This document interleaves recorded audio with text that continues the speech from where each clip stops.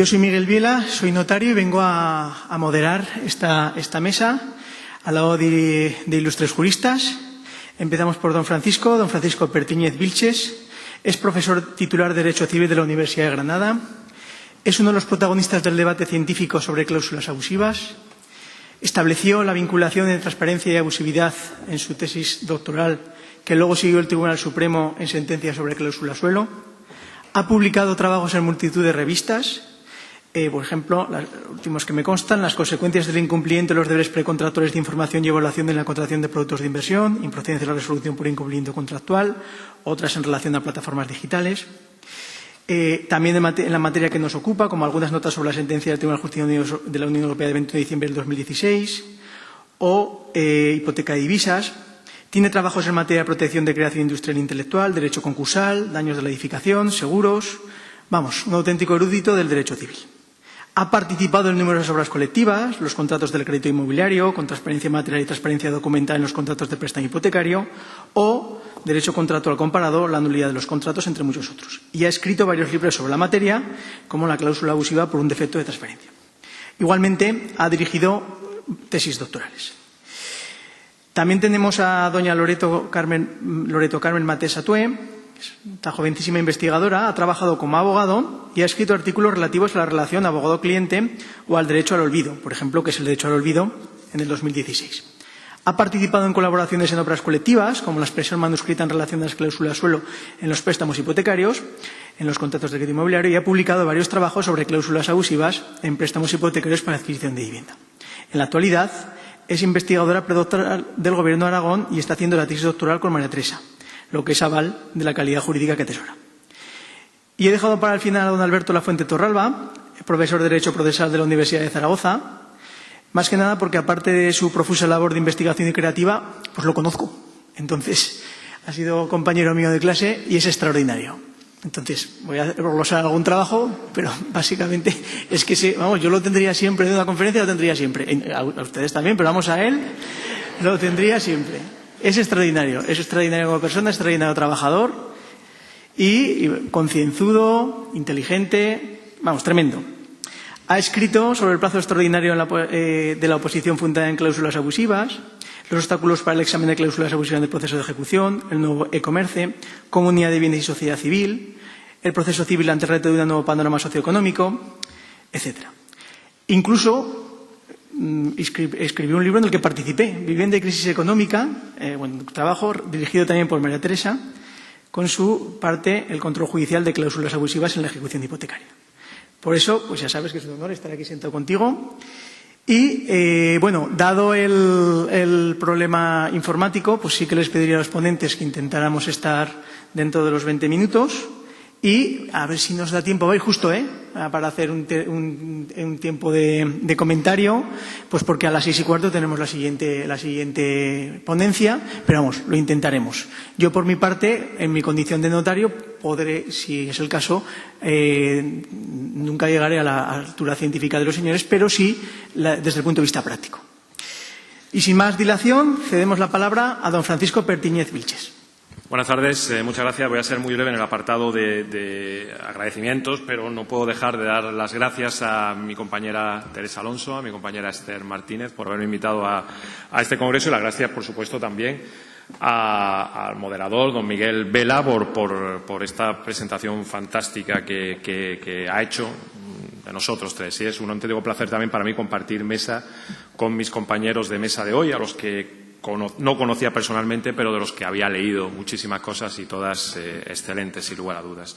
Para mí también es un placer, sin duda, estar aquí con todos ustedes y en un aula como esta, con esta solera, en la que uno realmente llega a creerse que es docto. Otra cosa es que lo sea, ¿no? Pero hablar así en este aula, ante este público, es una experiencia académica sensacional. Bien, yo voy a hablar de la transparencia y abusividad. En concreto voy a hablar de la transparencia porque hay otras ponencias que tratarán sobre el aspecto de cláusulas abusivas en concreto.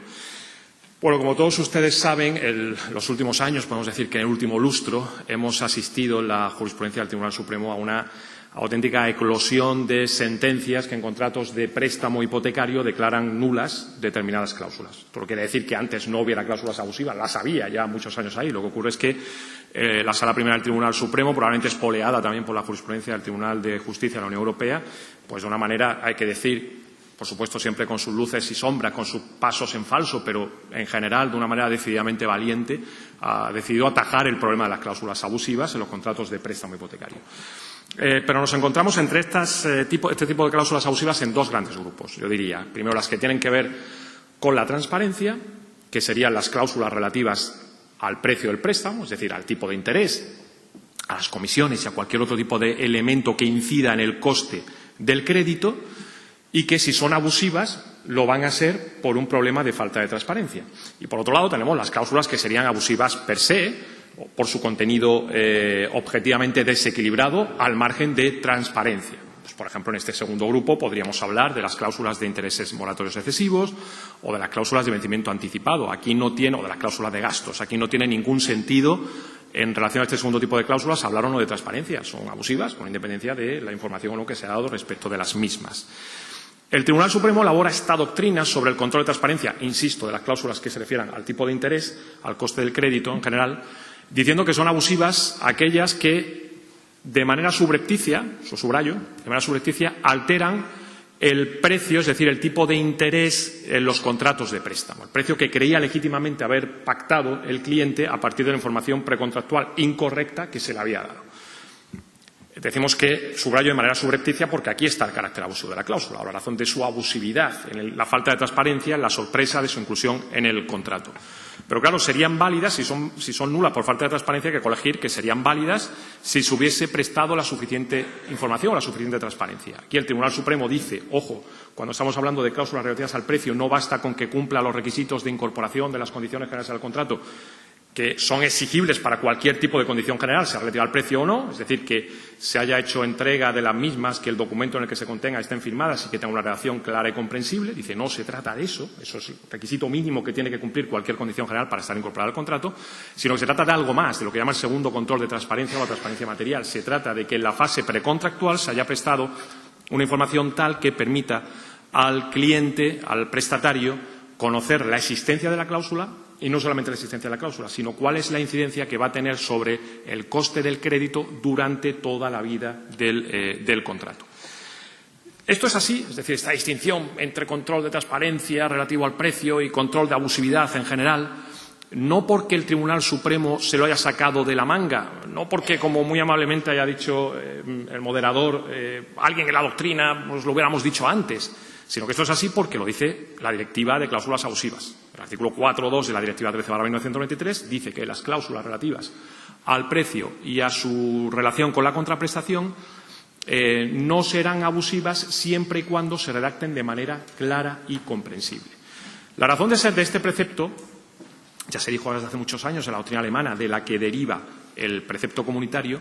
La razón de ser es que cuando hablemos de contratos en masa, por más que sean contratos de adhesión, el precio no resulta impuesto.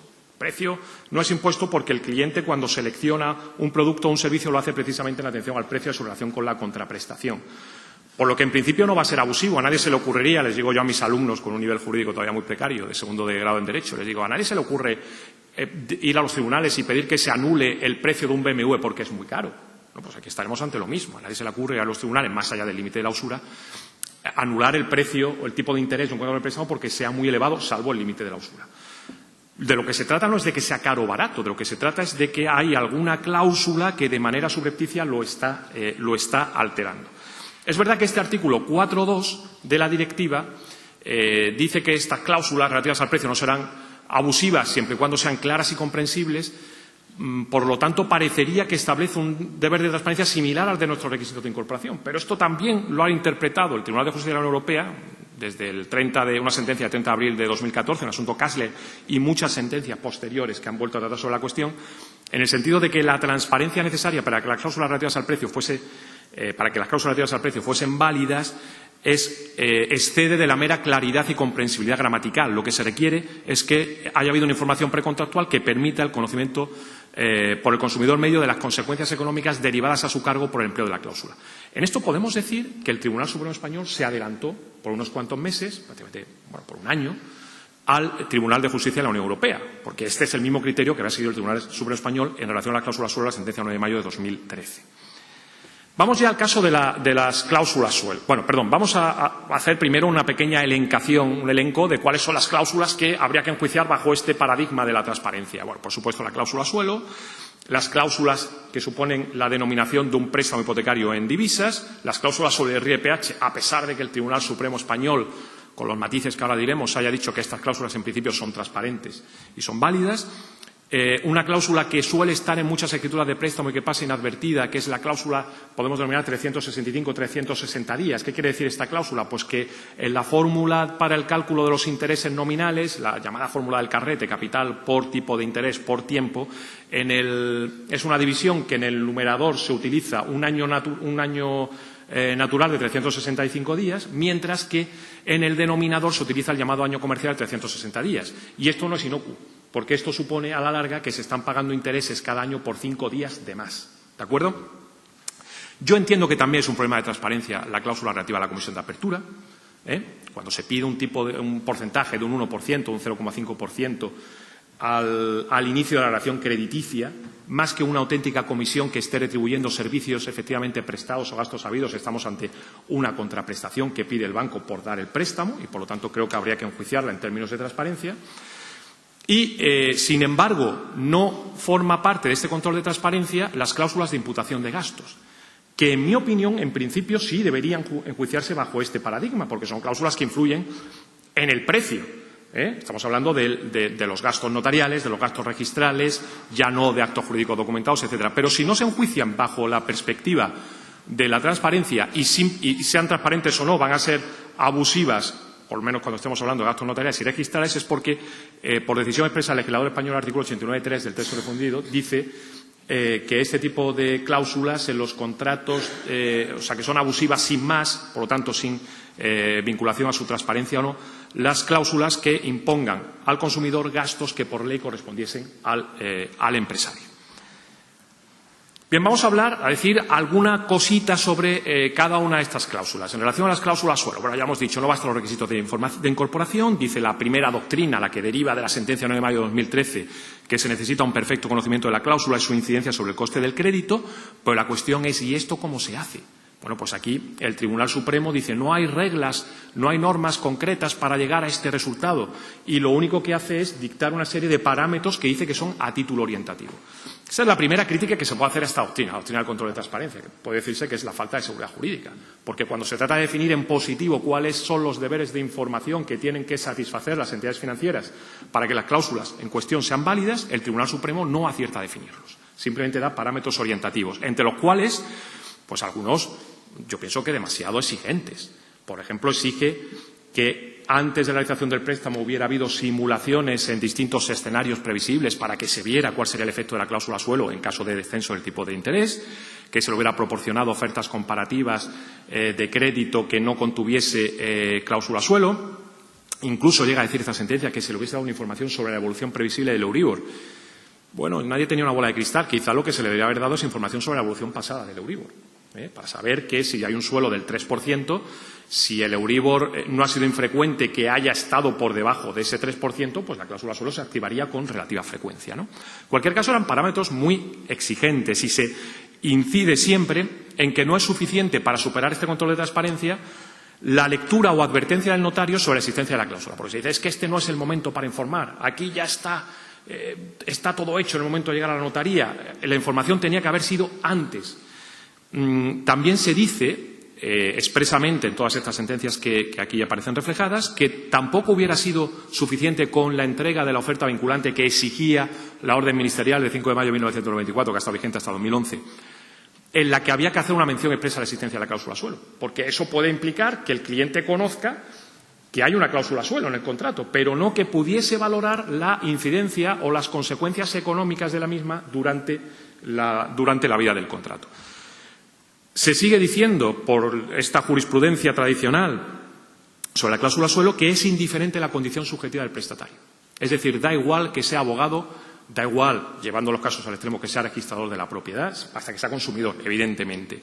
E incluso da igual, ha dicho alguna sentencia, que sea un empleado de banca, porque como no estamos hablando de vicios del consentimiento, en el que sí es esencial la condición subjetiva de él que sufre el vicio, por lo que respecta al juicio de excusabilidad, saben ustedes que el error es excusable cuando no pudo haber sido conocido con arreglo a sus circunstancias subjetivas por el que lo sufrió. Pero aquí estamos hablando de otra cosa distinta. Estamos hablando de la buena fe del predisponente, la falta de transparencia por mala fe del predisponente. Luego, el foco se pone sobre la conducta del predisponente, no sobre la condición subjetiva del prestatario, que es lo que lleva a que incluso cuando el prestatario es una persona por su formación bien informada, eso no sea óbice para que la cláusula se considere abusiva.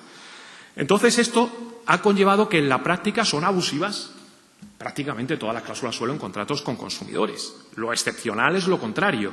Y en la práctica del Tribunal Supremo, hasta época reciente, que ahora nos vamos a referir a otra sentencia, pues el único caso era un caso en el que, de 8 de marzo de 2017, en el que se había quedado acreditado que la cláusula había sido negociada. Por lo tanto, faltaba la premisa para que pudiese ser enjuiciada su abusividad, que es que hubiera sido impuesta. Y quedó acreditada la negociación a partir de un hecho que es el intercambio de emails que tuvieron empleados de la entidad, digamos el director de la oficina con un superior jerárquico, en el que le transmitía que el cliente le estaba presionando para que bajase la cláusula suelo del 3 al 2%.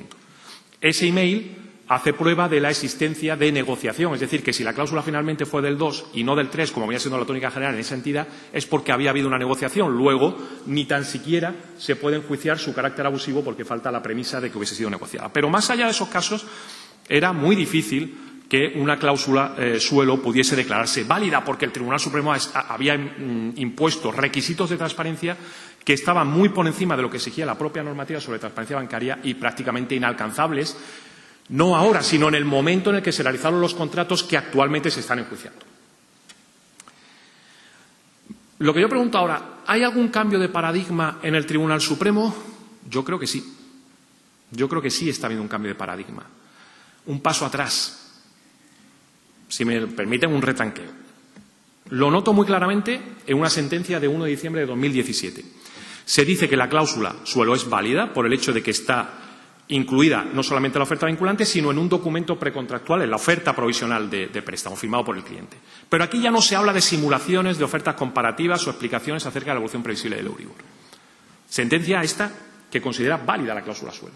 Es la segunda, después de la de 8 de marzo de 2017. Y lo veo muy claramente en dos sentencias posteriores del mes de enero de 2017, que paradójicamente considera la cláusula suelo nula, pero porque ni tan siquiera se había hecho entrega de la oferta vinculante. Pero estas sentencias dicen, si la misma cláusula que está en la escritura de préstamo se hubiera contenido en la oferta vinculante, sería válida. Y lo veo más claramente aún en múltiples autos de inadmisión, algunos de los cuales confieso que en mi faceta de abogado he sufrido, autos de inadmisión de recursos de casación por considerar a la Sala Primera del Tribunal Supremo que no existe interés casacional en supuestos en los que las audiencias provinciales habían considerado válidas la cláusula suelo porque se contenía en la oferta vinculante. Esto pasaba fundamentalmente en alguna sección de la Audiencia Provincial de Sevilla y en alguna sección de la Audiencia Provincial de Asturias. Por ahí había un caso suelto, pero estas eran las dos que desde el primer momento decían esto es válido si está la oferta vinculante. Bueno, pues los recursos ni tan siquiera se admiten, porque el Tribunal Supremo ahora considera que no hay interés casacional por cuanto que esa decisión de las audiencias provinciales no es contraria a su propia doctrina sobre el control de transparencia. ¿Que esto esté llegando de arriba a las audiencias provinciales y a los juzgados especializados de lo mercantil? No lo sé. Vamos a tener 2 magistrados ahora en ponencias sucesivas. Ellos nos podrán decir. Pero que en el análisis de la jurisprudencia del Tribunal Supremo se percibe, yo creo que sí. ¿Alguna otra cosa en relación a la cláusula suelo? Bueno, pues algo que ha sido también de interés general, que es la validez o no de los pactos que se hicieron antes de que el Tribunal de Justicia de la Unión Europea dijera que la consecuencia de la nulidad de la cláusula suelo es la restitución íntegra de las cantidades. Como saben, hasta ese momento, hasta la sentencia del Tribunal de Justicia del 21 de diciembre de 2016, el Tribunal Supremo Español había dicho que solamente había que devolver desde el 9 de mayo de 2013. Entonces, como lo que había que devolver era el 9 de mayo de 2013, mucha gente, muchos consumidores firmaron acuerdos diciendo, bueno, si lo que me van a devolver es poco, estoy dispuesto a firmar un acuerdo para que me quiten la cláusula suelo, ir con renuncia o sin renuncia, ahora veremos, a interponer una demanda judicial. Me conformo con que me la quiten desde mañana y no voy a pedir restitución. Claro, cuando resulta que el Tribunal de Justicia de la Unión Europea dice que se devuelve todo, entonces los que firmaron los acuerdos dicen creo que hemos hecho mal, a ver si podemos entablar demanda judicial. Bueno, pues el Tribunal Supremo en 2 sentencias ha establecido 2 criterios muy claros. Primero, cuando no haya una renuncia expresa en esos acuerdos, es decir, cuando solamente estemos ante una mera novación, en el sentido de que la cláusula suelo se ha eliminado o se ha reducido, pero sin que se incluya, una cláusula expresa de renuncia al ejercicio de acciones de nulidad, en ese caso el Tribunal Supremo dice que la novación no implica renuncia, que la renuncia debe ser expresa y la renuncia de ejercicio de acciones debe ser expresa y no se presume, y por lo tanto, en ese caso, el cliente conserva la acción de nulidad. Y lo hace con fundamento en un artículo que estaba ahí dormido en el Código Civil, que ahora ha resucitado, que es el artículo 1208, que es el que establece la interdependencia novatoria entre el pacto original y el pacto novado. De tal manera, se dice que si el pacto original es nulo, automáticamente va a ser nulo el pacto novado, salvo que el pacto novado implicase confirmación del primer pacto. Y esto es lo que está diciendo el Tribunal Supremo, que no lo hace. Por lo tanto, si no ha habido cláusula de renuncia expresa, conserva acción. A pesar del acuerdo, conserva acción para anular el contrato del consumidor. Pero si ha habido una renuncia, aunque la renuncia se haya hecho mediante una condición general, entonces no estamos ante una mera novación, entonces estamos ante una transacción. Un contrato de transacción que se refiere al artículo 1809 del Código Civil. Un acuerdo entre 2 partes en el que cada una de las 2 renuncia a algo para evitar dirimirlo en un litigio judicial. Y, por lo tanto, la cláusula sería válida en principio, salvo que en la renuncia misma haya habido falta de transparencia. Cosa que yo he visto muchos acuerdos de este tipo y no es desdeñable que se haya producido en algunos casos. Es decir, acuerdos que deberían ser muy escuetos porque no tiene sentido incluir muchas cláusulas. Yo pienso que el contenido del acuerdo debería ser simplemente, estando las 2 partes enteradas de la sentencia de 9 de mayo de 2013, acuerdan que el prestatario renuncia al ejercicio de acciones judiciales respecto a la cláusula suelo y, a cambio, el tipo de interés se elimina, se reduce o se eliminará dentro de 2 años o lo que sea. El acuerdo no debería tener más. Y, sin embargo, hay acuerdos que son muy extensos, con una tipografía de letra muy pequeña, en los que la renuncia está prácticamente al final del documento sin estar especialmente destacada. Bueno, pues yo entiendo que, aunque la renuncia en principio sea válida, esta renuncia podría no serlo porque adolece de la misma falta de transparencia que originariamente adolecía la cláusula suelo del contrato. Y esto lo dice también esta sentencia de 11 de abril de 2018. Vamos a pasar a hablar del problema de las hipotecas en divisas. Ha dicho tanto el Tribunal de Justicia de la Unión Europea en sentencia 20 de septiembre de 2017 como el Tribunal Supremo siguiéndole en sentencia 15 de noviembre de 2017 que la información de la que tenía que disponer el consumidor para que los préstamos en divisas fueran válidos es una información suficiente que le permitiera valorar las consecuencias potencialmente significativas de la fijación del préstamo en divisas sobre la cuota, y no solamente sobre la cuota, sino sobre el capital. Dice la sentencia del Tribunal de Justicia de la Unión Europea de 20 de septiembre de 2017, dice, si es lógico que cualquier prestatario que haga un préstamo en divisas sabe que es un contrato aleatorio en el que puede ganar o perder, si está claro. El problema es si había sido suficientemente informado de la entidad del riesgo que había asumido, es decir, de las probabilidades y de las consecuencias económicas de la depreciación del euro respecto de la divisa en cuestión y de la traslación que esa depreciación podía tener no solamente sobre sus cuotas mensuales, sino sobre el capital que debiera. Porque el problema no es solamente que la cuota, como consecuencia de la depreciación del euro, vaya a pasar de ser 500 a 700 o 1.000, que ya es un problema, sino el problema es que automáticamente el capital también, capital pendiente de pago, se reajusta. Y entonces hay muchos prestatarios que varios años después de haber estado pagando su préstamo en divisas, como consecuencia de la depreciación del euro, deben más 6, 7 o 10 años después de haber estado pagando que lo que debían en euros al principio. Luego tiene que conocer las consecuencias sobre la cuota y sobre el capital. ¿Y qué información es necesaria para que conozca las consecuencias sobre la cuota y el capital? Pues el Tribunal Supremo aquí no incurre en el mismo error que la cláusula suelo, no se atreve a dictar parámetros.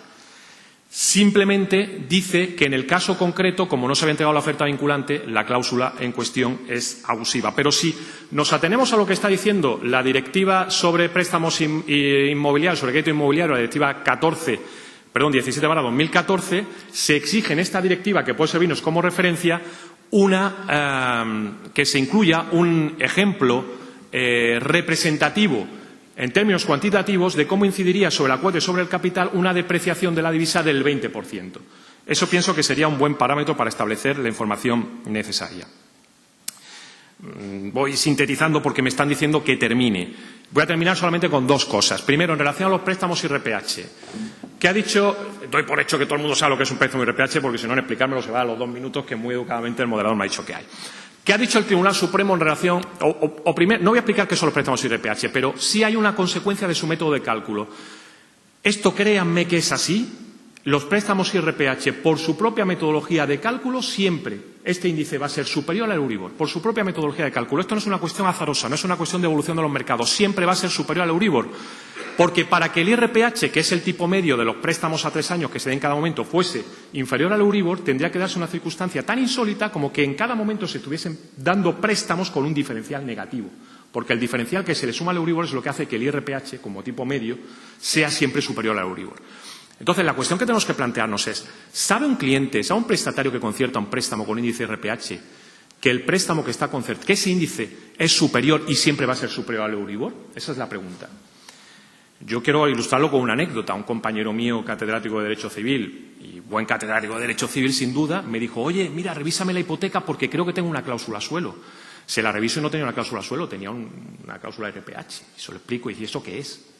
Bueno, pues el Tribunal Supremo tiene en gran estima al consumidor medio español, porque el Tribunal Supremo dice que el consumidor medio español sabe lo que es el IRPH y que además es un índice fácilmente accesible que se publica oficialmente y, por lo tanto, no hace falta informar acerca de cuáles son las consecuencias del IRPH ni cómo se calcula. Ya, pero si es que la cuestión no es que sepa el consumidor medio cómo se calcula el IRPH. Yo no sé cómo se calcula el Euribor.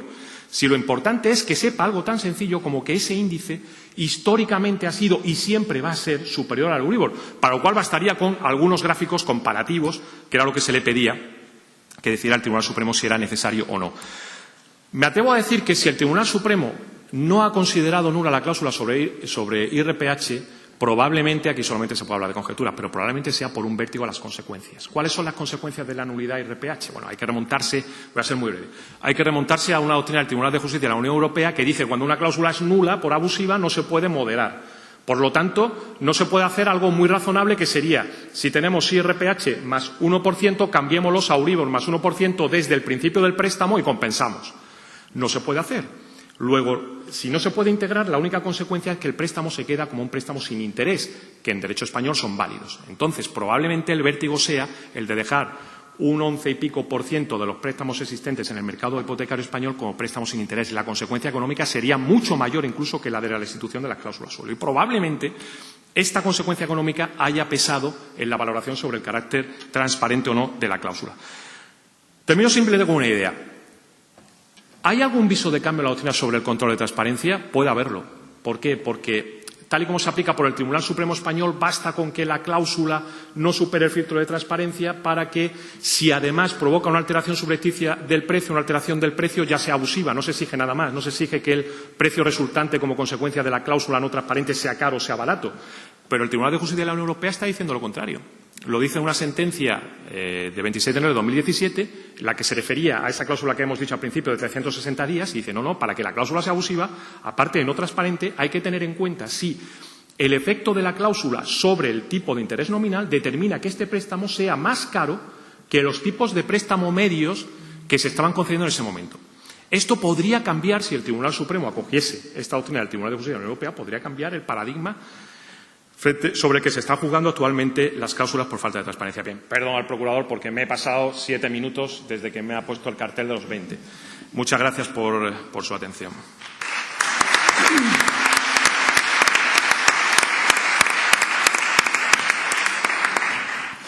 Se ha pasado 4 y medio, tampoco es tanto. Y vamos, le he dicho, no porque no me estuviera gustando, que me estaba encantando, sino porque pues hemos tenido el problema con el ordenador. Vamos. Bueno, vamos a pasar ya sin más dilación a doña Loreto.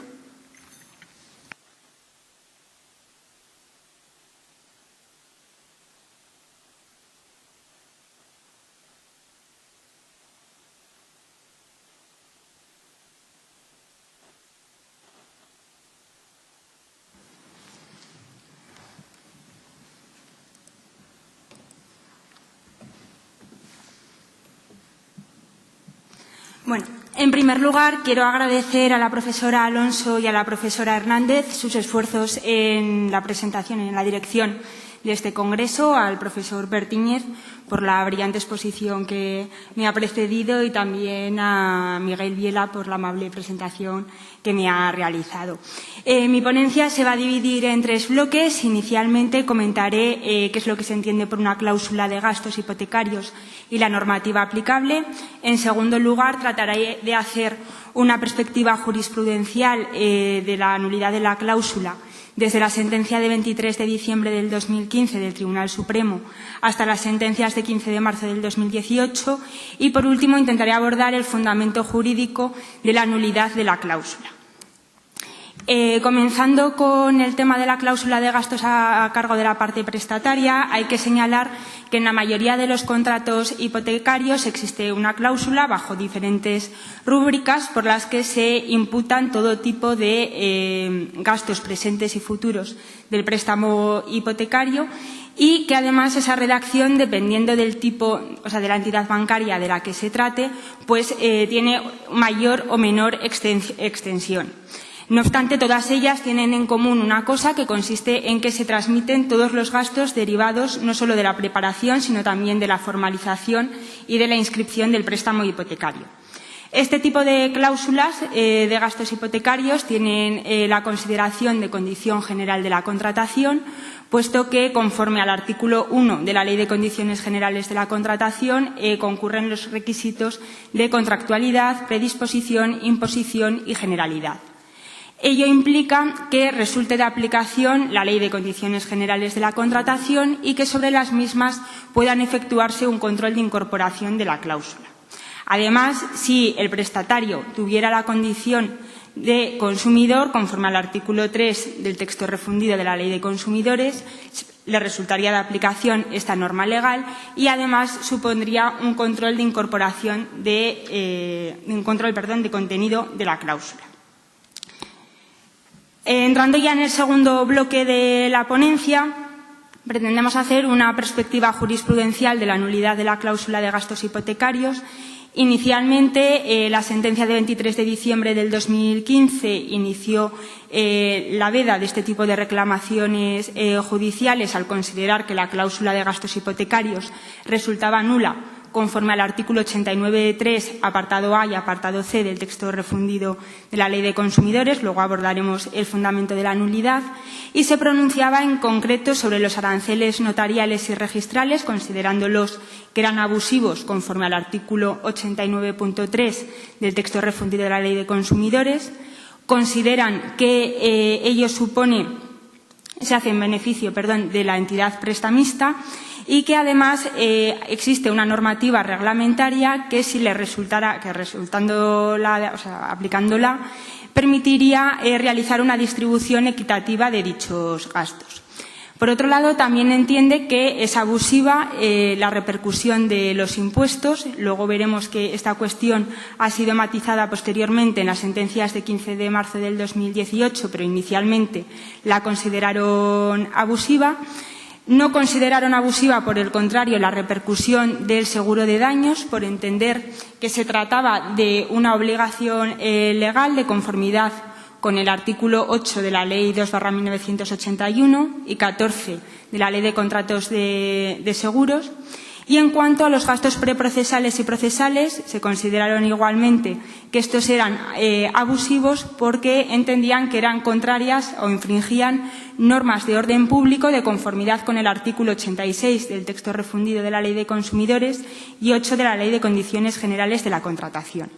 Esta sentencia, de 23 de diciembre del 2015, abrió un panorama de reclamación masiva de prestatarios consumidores que lo que realizaron fueron demandas, y continúan haciéndolo, demandas solicitando la nulidad de la cláusula de gastos hipotecarios y, a su vez, la restitución de las cantidades que consideraron que se habían abonado indebidamente. Ello ha generado el hecho de que, además, la sentencia de 23 de diciembre del 2015 fuera en relación a una acción de cesación, que la jurisprudencia menor, los juzgados de primera instancia creados ad hoc y las audiencias provinciales hayan tenido que realizar una interpretación de la normativa sectorial que regula cada uno de dichos gastos. En este sentido, se pronuncian de forma no homogénea sobre no solo los gastos sobre los que se pronuncia la de 23 de diciembre del 2015, sino también otros que se incluyen en dicha cláusula. Así, en cuanto a los aranceles notariales, resulta de aplicación el régimen jurídico aplicable es la norma sexta del anexo segundo del Real Decreto 1426/89 y el artículo 63 del Decreto de 2 de junio de 1944. En este sentido, hay órganos judiciales que entienden que el gasto de notaría debe de ser abonado por la entidad prestamista, algunos íntegramente al 100% del gasto, mientras que otros condenan a un porcentaje sobre el mismo. Entre el primer subgrupo, los argumentos consisten en que este arancel notarial determina que tiene que ser, o lo tiene que abonar el que ha sido el requirente del servicio de los servicios del notario. Entonces, estos órganos judiciales entienden que es el prestamista. Además, se entiende que al prestatario le resulta indiferente la forma en la que se suscribe el préstamo hipotecario, puesto que a ellos les sería suficiente con un documento de carácter privado. Y es la escritura pública la que se hace, en principio, en beneficio de la entidad prestamista. Esta modalidad le permitiría, además, para los que consideran que el abono es a un abono de un porcentaje sobre el gasto, entienden que este documento público también beneficia al prestatario por cuanto es un documento dotado de fe pública notarial y además le permite, el hecho de que se constituya una garantía de carácter hipotecario, le permite acceder al préstamo hipotecario en mejores condiciones que si se tratara de un un préstamo de carácter personal. Por otro lado, hay otro sector de los órganos judiciales que consideran que el gasto de notaría debe de ser abonado íntegramente por el prestatario consumidor. Estos lo fundamentan bajo la idea de que los aranceles notariales establecen un mecanismo de carácter subsidiario, de tal forma que si no es posible determinar quién es el requirente de los servicios del notario, tiene que serlo aquel que resulte interesado conforme a la normativa sustantiva y fiscal. Y según estos órganos judiciales, es el prestatario. En cuanto a los aranceles notariales, pues resulta de aplicación el anexo segundo del Real Decreto 1427/89. En este caso no se discute que el gasto del registro deba ser abonado por el prestatario consumidor. Sin embargo, también hay diferencias en cuanto a si se debe de condenar al 100% del gasto o si, por el contrario, debe ser a un porcentaje del mismo. La doctrina jurisprudencial mayoritaria entiende que debe de ser al 100% del gasto. Sin embargo, existe una posición jurisprudencial minoritaria que entiende que será un porcentaje sobre este gasto por entender que el registro y el notario deben de ser al 50%. En cuanto al impuesto, el régimen jurídico aplicable es el texto refundido y el reglamento que desarrolla el impuesto, en concreto el artículo 68. Esta cuestión la abordaré posteriormente cuando hablemos de las sentencias de 15 de marzo del 2018. Sin embargo, ya anticipo que estos pronunciamientos jurisprudenciales del Tribunal Supremo se derivan del hecho de que para algunos órganos judiciales el sujeto pasivo del impuesto, con base en la sentencia de 23 de diciembre del 2015, era la entidad prestamista, mientras que para otros consideraban que el sujeto pasivo del impuesto era el prestatario. Los que se fundamentaban en esta segunda posición lo hacían sobre la base de que la Sala Tercera del Tribunal Supremo había entendido que el sujeto pasivo del impuesto era el prestatario y consideraban que era el orden jurisdiccional contencioso administrativo el competente para determinar el sujeto pasivo del impuesto. Además, el artículo 68 del reglamento determina de forma clara y precisa que el sujeto pasivo del impuesto debía de ser el prestatario. Por otro lado, también en la sentencia, en las cláusulas de gastos hipotecarios, se repercute a los prestatarios el gasto por concepto de gestoría. En este sentido, hay que señalar que se trata de un gasto que no estaba previsto, sobre el que no se ha pronunciado la sentencia del Tribunal Supremo de 23 de diciembre del 2015, pero que se incluye en la mayoría de las demandas judiciales en las que se solicita la nulidad de la cláusula. Se considera que resulta nulo por aplicación del artículo 89.4 del texto refundido, al entender que se trata de un servicio accesorio no solicitado expresamente por parte de la entidad, por parte del prestatario. Y en este sentido, pues nuevamente hay diferencias en cuanto a quién se debe de entender que debe abonar este gasto. Hay algunos que consideran que se condena al abono del 100% del gasto por considerar lo que he indicado anteriormente, que se trata de un servicio que, aunque puede beneficiar a ambas partes, no ha sido solicitado expresamente por parte del prestatario y entonces condenan al abono del 100%, mientras que hay otros que consideran que debe de abonarse al 50% porque es un gasto que libera de las obligaciones de ambas partes, obligaciones que se derivan de la operación de préstamo hipotecario y que, como ya he señalado, pueden favorecer en parte a la entidad prestamista y en parte al prestatario. En este sentido, hay que señalar recientemente, porque estamos en Zaragoza, que el juzgado de primera instancia especializado en Zaragoza y que conocía este tipo de cláusulas entendía que se debía de condenar al abono del 100% del gasto de gestoría.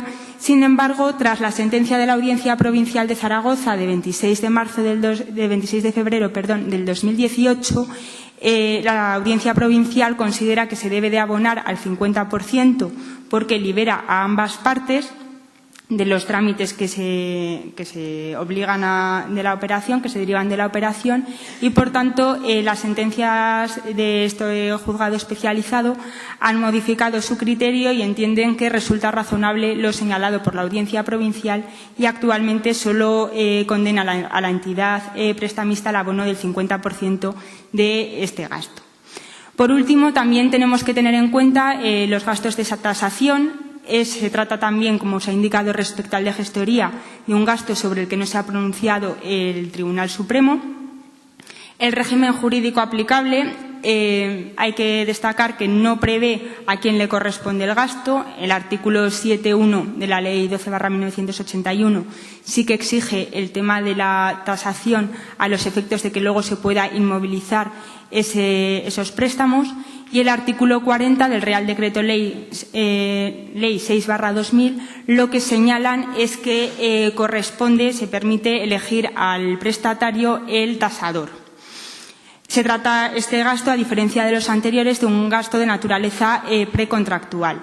Al respecto, pues nuevamente existen disparidad de criterios. Hay algunos órganos judiciales que entienden que el gasto de tasación debe ser abonado por la entidad prestamista, por entender que se trata de un gasto que se deriva del préstamo con garantía hipotecaria y además de que a la entidad prestamista es a la que le interesa conocer si efectivamente ese bien que se solicita que sea en garantía es suficiente para cubrir el préstamo, mientras que existen otros órganos jurisdiccionales que entienden que el gasto de tasación debe de ser abonado por el prestatario consumidor, por cuanto al prestatario consumidor es al que le interesa poder determinar que la garantía que ofrece es suficiente para que se le otorgue el préstamo con garantía hipotecaria.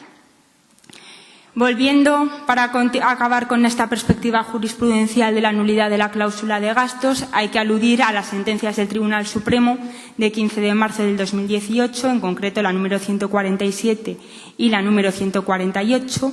Sobre estas sentencias existe un trabajo muy pormenorizado de la investigadora Alicia Agüero en la revista CESCO. Yo simplemente me voy a ceñir a dar tres pinceladas sobre cuestiones que incluye, que aporta esta sentencia del Tribunal Supremo de 15 de marzo del 2018.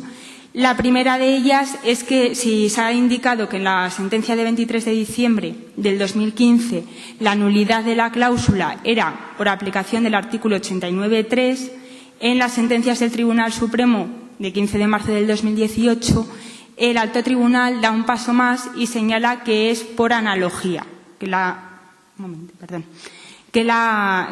el fundamento de la nulidad es por analogía. También aprovecha para justificar el pronunciamiento de la sentencia de 23 de diciembre del 2015, señalando que ese pronunciamiento se hizo en el seno de una acción colectiva y, por tanto, remite a los tribunales menores para que interpreten la normativa que regula cada uno de los gastos.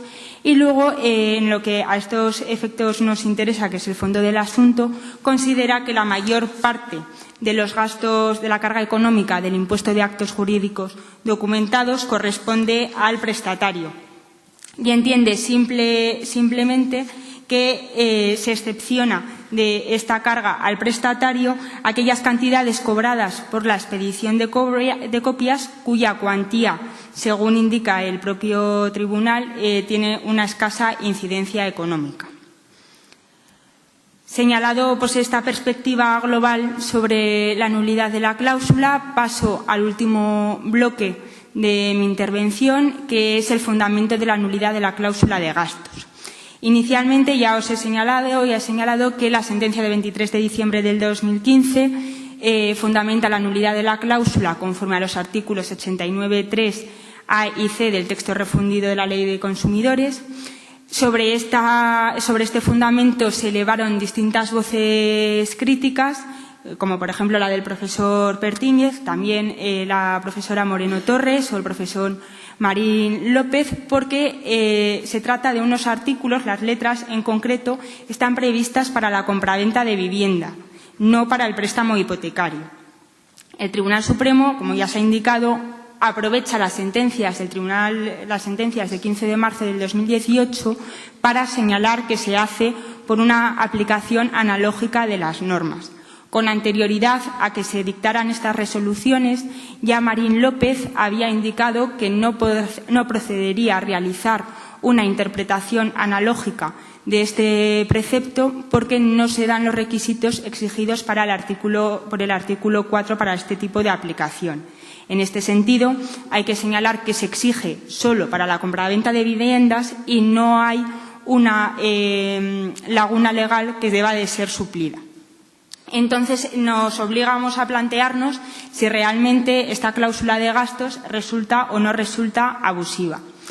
Ya hemos señalado anteriormente que la aplicación de la Ley de Condiciones Generales de la Contratación y del texto refundido nos permite realizar sobre la cláusula distintos tipos de controles. En primer lugar, un control de contenido conforme al texto refundido. Ya hemos indicado que, bajo nuestro punto de vista, no resulta de aplicación las letras A y C del artículo 89.3. Habría que plantearse si podría fundamentarse la nulidad de la cláusula al amparo del artículo 89.3 respecto al primer inciso o en el supuesto general del artículo 82. En cuanto al artículo 89.3, primer inciso, hay que señalar que la posición de Marín López considera que no procedería porque existen dudas de que los aranceles, esa normativa sectorial, establezca unos gastos de documentación o de tramitación. Y, por otro lado, la profesora Moreno Torres también considera que no procedería a aplicarlo, fundamentarlo en el artículo 89.3 por cuanto no existe en el préstamo hipotecario una norma similar a la que surge en el contrato de compraventa de viviendas. Para el profesor Marín López sí que la cláusula adolece, sería nula, de conformidad con el artículo 82 del texto refundido por entender que se establece una cláusula en perjuicio del consumidor y, por tanto, es contraria a la buena fe.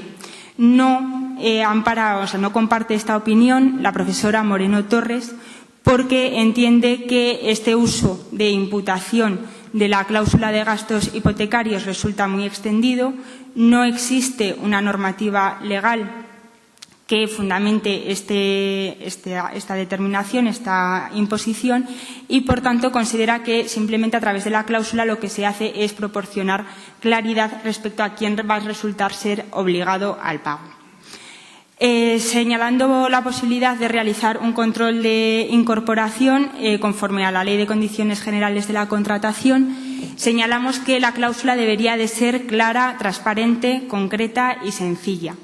La cláusula no se puede considerar que tenga una redacción ambigua, pero sí que es cierto que adolece de falta de concreción porque impide valorar la incidencia económica en la ejecución del contrato, al generar una indeterminación sobre las obligaciones contractuales.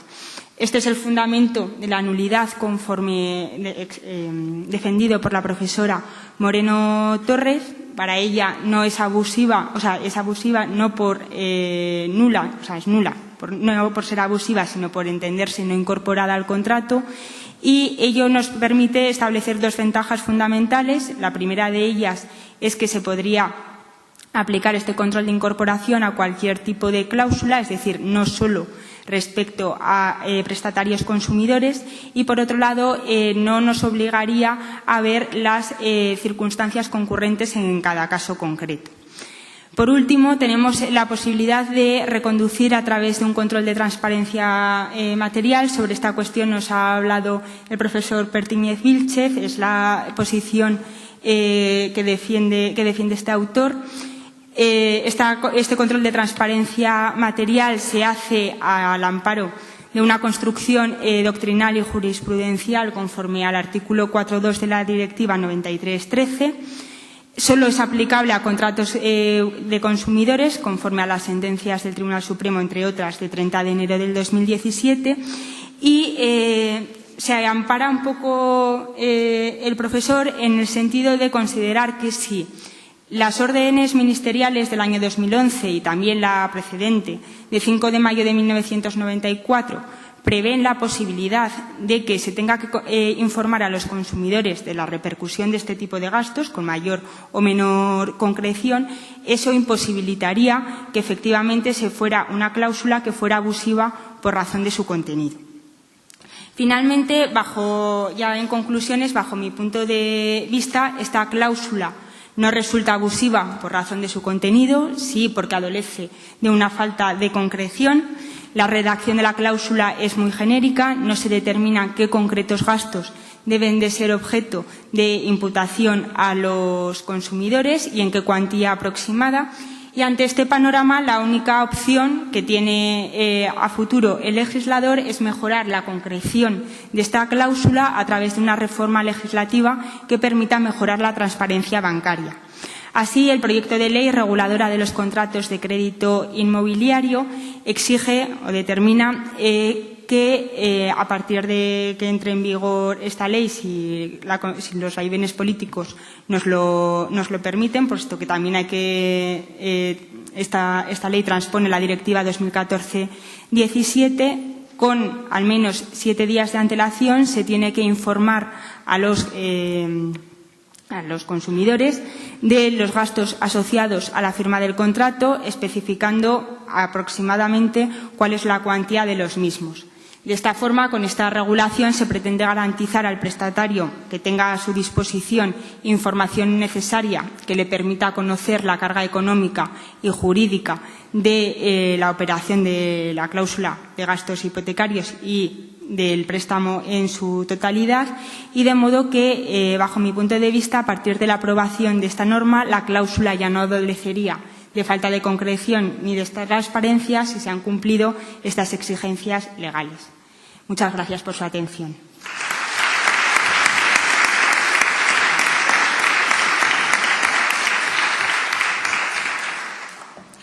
Pues muy bien, Loreto. Muy bien, muy bien. Vamos a pasar ahora con el último ponente, con don Alberto Lafuente Torralba. Bueno, en primer lugar, muchas gracias, Miguel, por las afectuosas palabras, la afectuosa presentación que me has dedicado. Mi viejo, querido y admirado amigo Miguel Viola, y disculparás que no me extienda más, pero es que tengo aquí a un señor al lado con unas temibles tarjetas dispuestas a sacarlas en cuanto me pase del tiempo.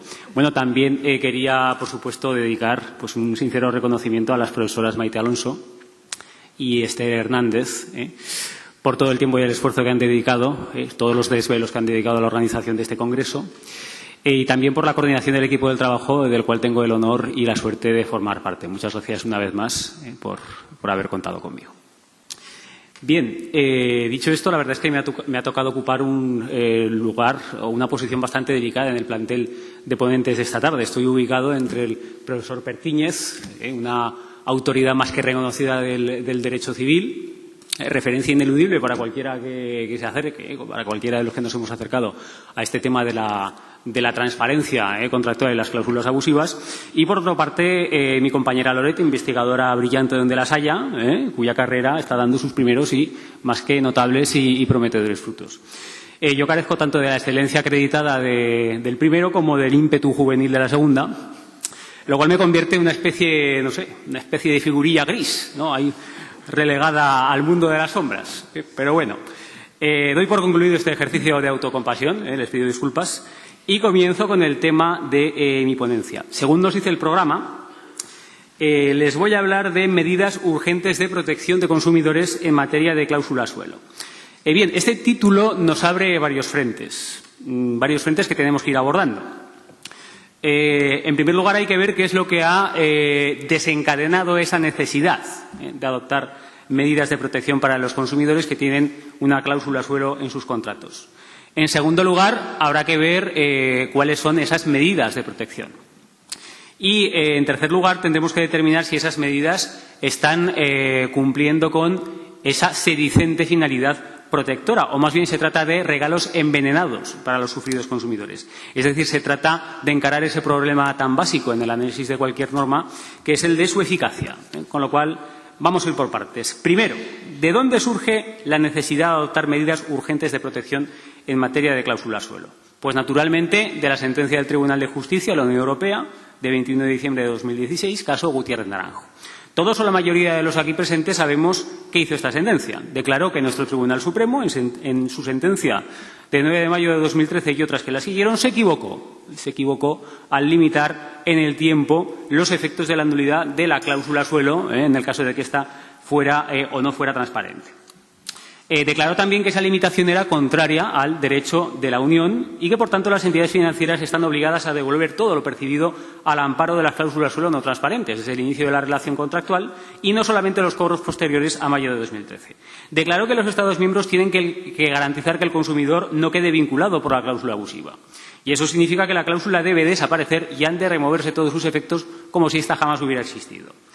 Declaró que la normativa sobre cláusulas abusivas pretende disuadir al profesional del uso de estas cláusulas y, si se le permite quedarse con las cantidades que le reportó su aplicación durante varios años, es decir, si se le permite consolidar ese beneficio obtenido con la infracción de la norma, no se le está disuadiendo, sino que más bien se le está alentando para que cometa nuevos abusos en el futuro.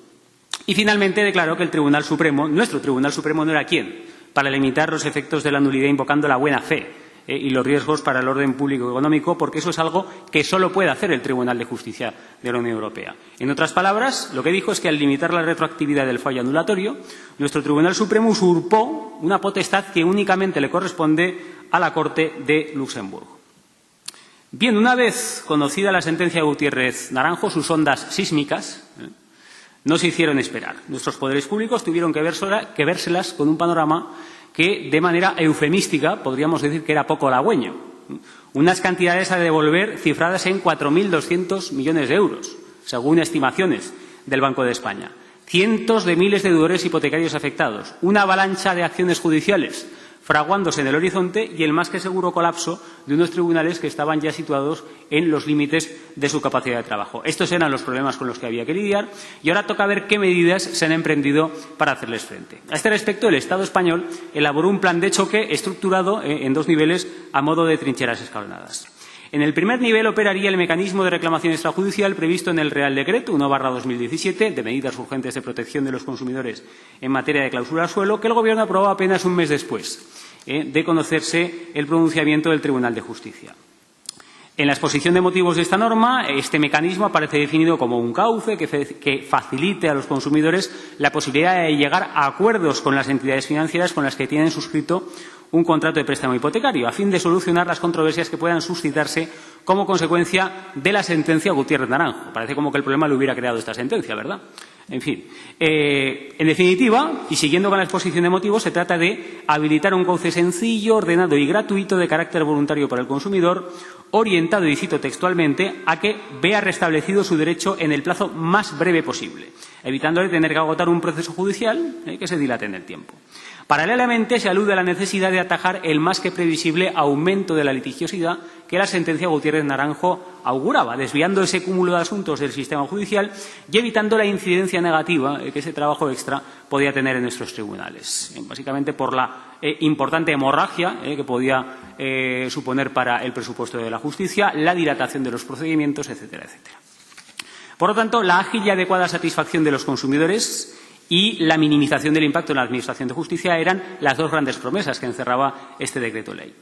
La génesis de este mecanismo extrajudicial no ha estado exenta de críticas. En particular, se ha denunciado el uso por parte del Gobierno, el abuso, mejor dicho, por parte del Gobierno, de la fórmula del decreto ley, invadiendo la esfera del Poder Legislativo y hurtando la posibilidad de un verdadero, un auténtico debate parlamentario.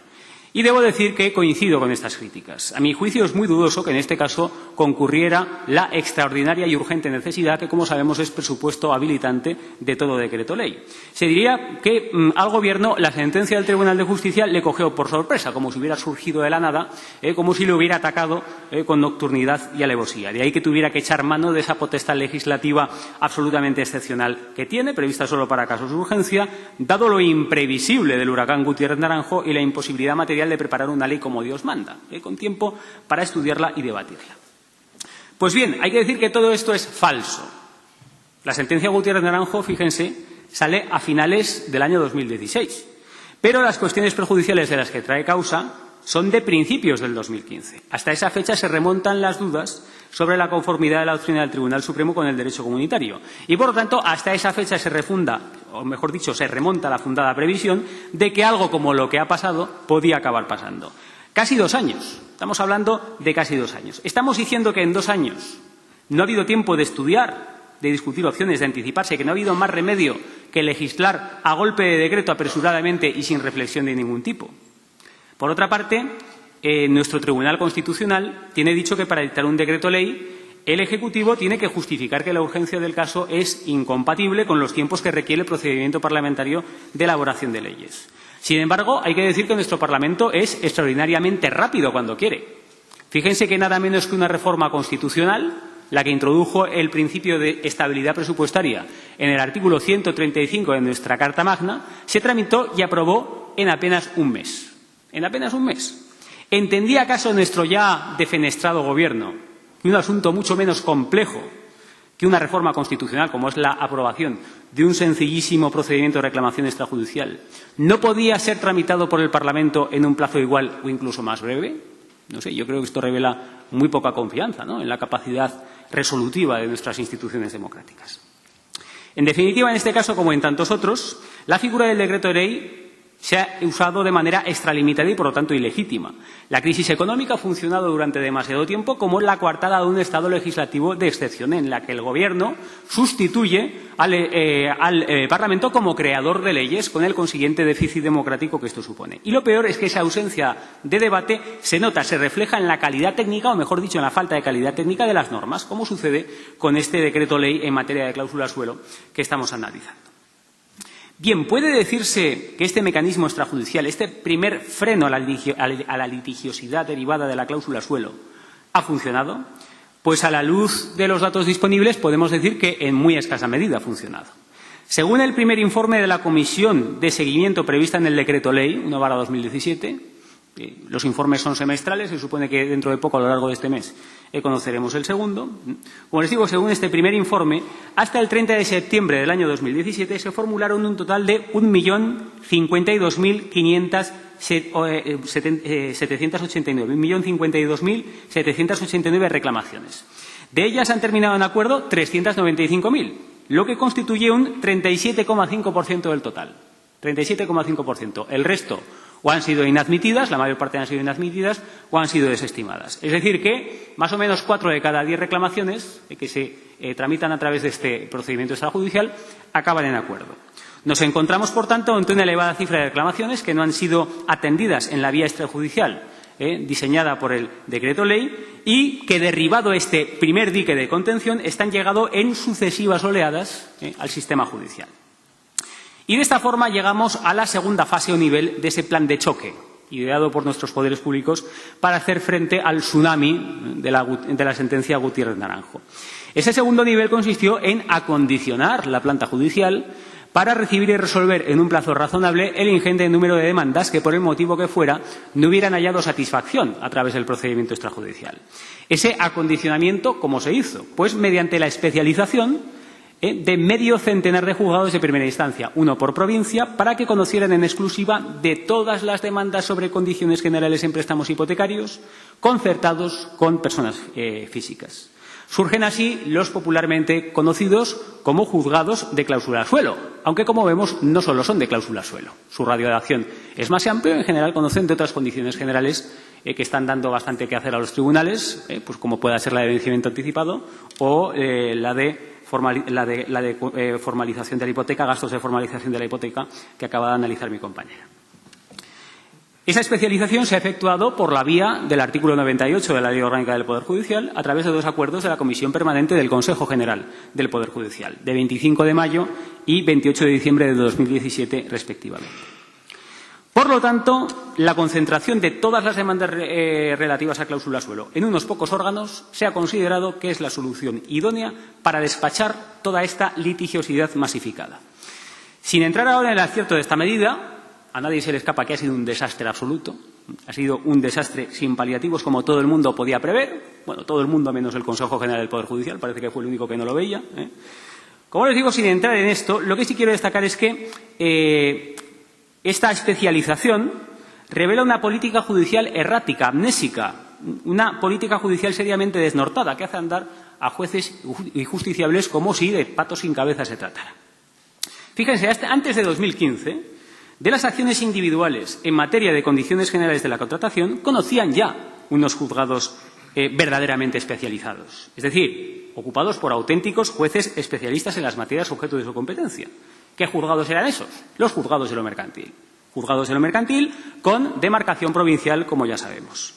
Se vio entonces que el aumento de este tipo de demandas estaba desbordando a los juzgados de lo mercantil y, en consecuencia, en el año 2015 se reformó la Ley Orgánica del Poder Judicial para trasladar esta competencia a los de primera instancia.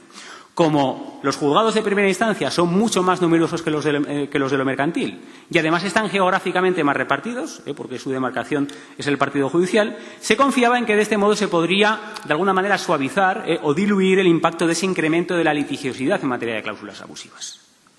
El Consejo General del Poder Judicial, extrañamente, parece haberse olvidado de todo esto y ahora considera que lo mejor para hacer frente a la litigiosidad derivada de cláusulas abusivas, y en especial de la cláusula suelo, es desandar lo andado y reintroducir una especialización que ya se había revelado fallida, generadora de retrasos y de colapsos judiciales. Si en relación con el Decreto Ley 1/2017 de medidas urgentes ya les he hablado de un déficit democrático por la ausencia de un debate parlamentario digno de tal nombre, en lo que atañe a estos nuevos juzgados especializados, la crítica es doblemente intensa. Fíjense, los votos favorables de 6 miembros de la Comisión Permanente del Consejo General del Poder Judicial le han dado la vuelta a lo que en 2015 decidió la mayoría absoluta del Congreso y del Senado. Le ha dado la vuelta a esa decisión de sacar las demandas individuales sobre cláusulas abusivas del ámbito de la especialización y convertirlas en una materia común a repartir entre todos los juzgados de primera instancia. Es decir, que un simple acuerdo gubernativo ha dejado sin efecto lo dispuesto nada menos que en una ley orgánica. Pero es que además esa reespecialización, a diferencia de la de antes, ha sido una especialización tosca, desmañada. En definitiva, no se trata o no se ha tratado de una especialización real, sino de un simulacro, de una pseudoespecialización, si me permiten la expresión. Ahora estas controversias ya no se entregan a jueces que han superado las correspondientes pruebas de especialización en materia mercantil, como sucedía antes, sino que frecuentemente acaban en manos de jueces en prácticas enviados como refuerzo. ¿Resultado de todo esto? Pues les cito un ejemplo. En sus primeros 3 meses de funcionamiento, el Juzgado 101 bis de Madrid ingresó 13.064 demandas. 13.064 demandas en 3 meses. Eso es, damas y caballeros, una barbaridad. Es una barbaridad. Estamos hablando de una cifra que prácticamente multiplica por 10 la carga de trabajo habitual de un juzgado de primera instancia de todo un año. Esto solamente en 3 meses en un juzgado atendido por una jueza en prácticas. ¿De verdad se pensaba que algo así iba a funcionar? En esto de los juzgados de cláusula suelo no es que las cosas se hayan hecho mal, es que parece que se hayan hecho mal aposta. Parece que se hayan hecho mal aposta para que no funcionen. Bien, no me extenderé más, sin embargo, sobre los juzgados especializados en cláusula suelo, porque en la siguiente mesa hay 2 ponentes que son jueces y que seguramente podrán ilustrarles mucho mejor que yo sobre el particular. Así que yo lo que voy a hacer es, en el poco tiempo que me queda, desandar también lo andado, como ha hecho el Consejo General del Poder Judicial, y volver a centrar mi atención en el procedimiento de reclamación extrajudicial del que les he hablado en primer lugar, el del Decreto Ley 1/2017. Este procedimiento extrajudicial es extremadamente sencillo.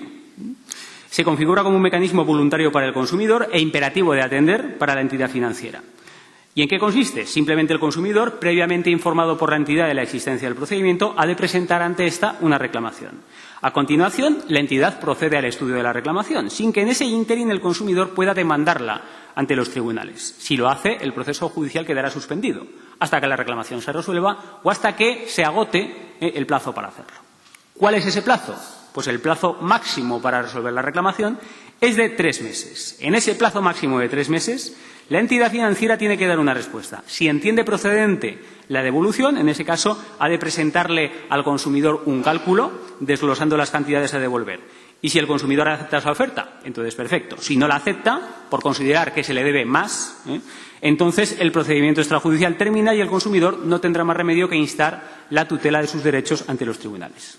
Finalmente, también puede suceder, y de hecho, como antes les he comentado, es bastante frecuente, puede suceder que la entidad rechace la reclamación, lo cual tendrá que hacer de manera motivada, es decir, explicitando las razones en las cuales se funda su negativa. En este caso, frustrada la reclamación previa, el consumidor quedará también abocado a plantear sus pretensiones en la vía judicial. Bien, varios son los problemas que este procedimiento plantea. En primer lugar, este Decreto Ley 1/2017 pretende inventar lo que ya estaba inventado. Pretende inventar un procedimiento de reclamación ante el banco que en realidad ya estaba previsto y regulado desde hace tiempo, concretamente en la orden del Ministerio de Economía de 2004 sobre los departamentos y servicios de atención al cliente de las entidades financieras. El nuevo procedimiento no es más que una réplica de este que les acabo de mencionar, del que ya existía. Además, una réplica hecha peor, quiero decir, regulada con menos detalle y de una manera menos precisa. En otras palabras, el Ejecutivo nos ha vendido como solución estrella para el problema de las cláusulas suelo y con gran fanfarria mediática lo que ya figuraba en una orden ministerial de hace más de 10 años.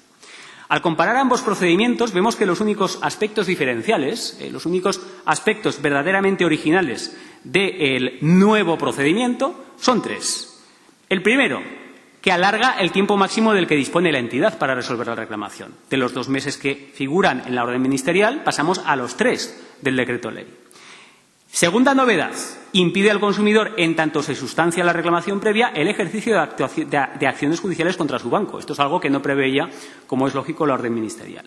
Y, en tercer lugar, sanciona en determinados casos la falta de uso del procedimiento extrajudicial por parte del consumidor con la pérdida de las costas procesales en el pleito subsiguiente, tema sobre el cual volveré más adelante.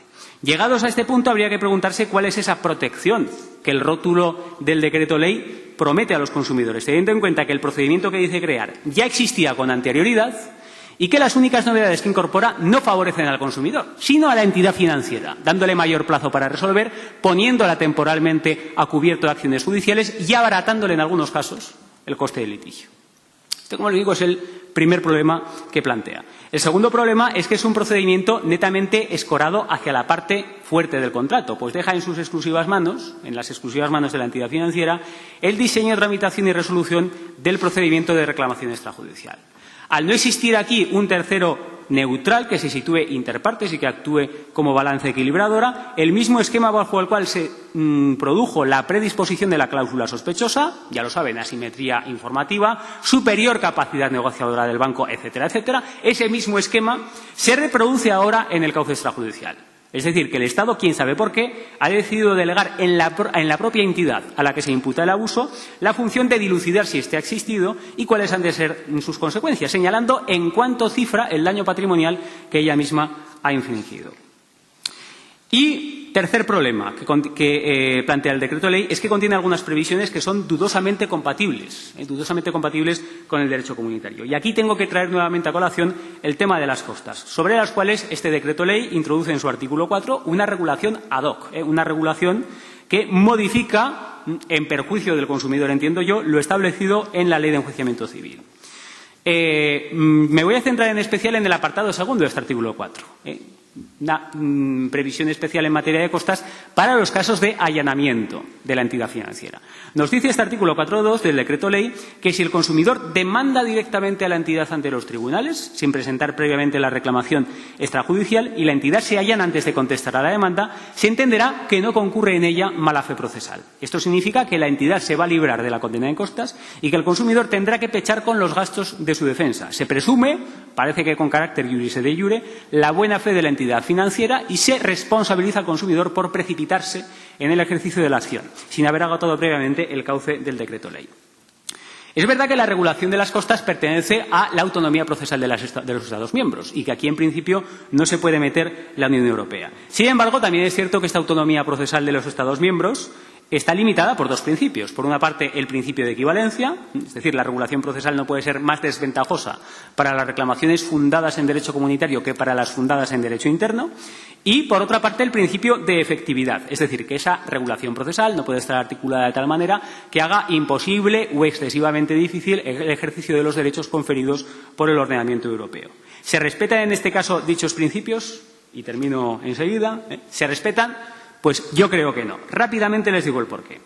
En primer lugar, no se respeta el principio de equivalencia porque, fíjense, a cualquier acreedor le basta con dirigir un burofax a su deudor, burofax con acuso de recibo a su deudor exigiéndole el pago, y aguardar un tiempo prudencial, unos días, antes de interponer la demanda. Una vez hecho esto, por mucho que el demandado se allane tempranamente, se asumirá su mala fe y se le impondrán las costas del proceso. Este es el régimen general, derivado de la aplicación del artículo 395 de la Ley de Enjuiciamiento Civil.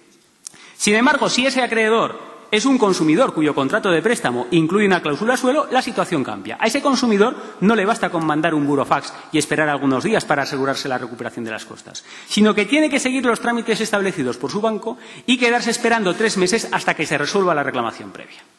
Indudablemente se está tratando peor a un consumidor amparado por el derecho comunitario que al resto de justiciables amparados por el derecho interno, por lo que ya les digo que, a mi juicio, se está vulnerando el principio de equivalencia. Algo parecido sucede con el principio de efectividad.